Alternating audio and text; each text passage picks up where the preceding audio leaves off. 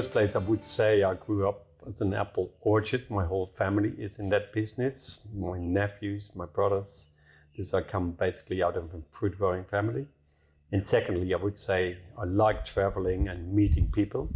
And I think the passion comes also from the people who I work with. When you get the foot in the door, I call it, and when you start to know people and you get invited to the lunch or dinners, then you know basically you're in, and that's also why I like it. You know, it becomes, consulting is one thing, but try to motivate people. That's probably number one priority as a consultant. That's what you try to do. You know, it's not an easy job for growers. Lots of difficulties, climates, that sort of things. Really, you learn so much from the growers as you learn from me. 100%. I'm convinced that you pick up things when you visit, and then unfortunately I tell it to other growers as well, the good things, what you see, you know, what works, what doesn't work. And that's the skill of a consultant, is really to find that balance.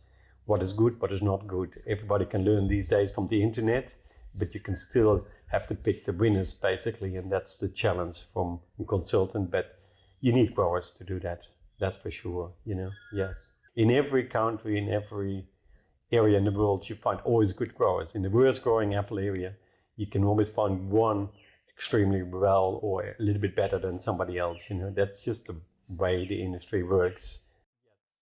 I try not to be stuck to one's idea, basically. You know, you have to be open. If you see something good, you have to acknowledge that and take up and go further with it or something like that. But I think that's the skill of what I do, basically.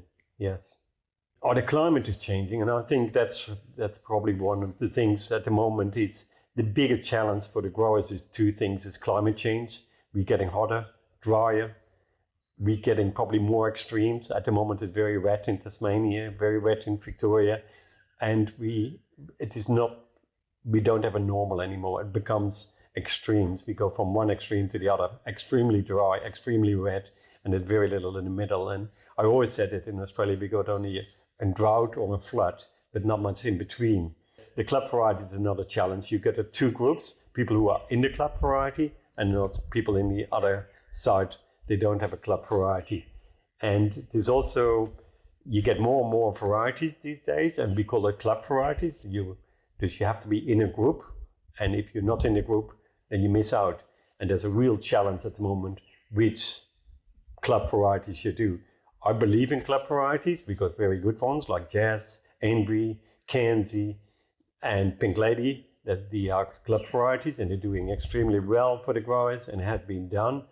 And we got Bravo coming up, and we got so many others coming up, and that's the real challenge at the moment. Where we're going.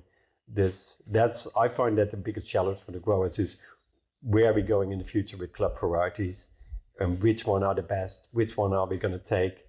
And there's a big risk for the growers in that, actually, when they have to be spending money, investing in that, and then hopefully it will be in 5 years' time a winner. And that's a big challenge at the moment. There's two big challenges to sum it up. One is climate, the environment, like the birds, bats. People need netting on the properties.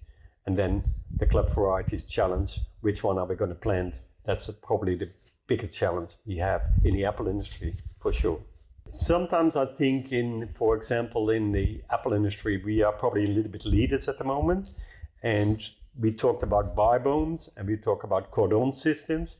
And I'm a very fan of what I call the bibones or cordon systems: high dense orchard, small canopies, very high dense with lots of liters per hectare, like 8,000-10,000 liters per hectare. And it makes it smaller. The trees don't have to be so high.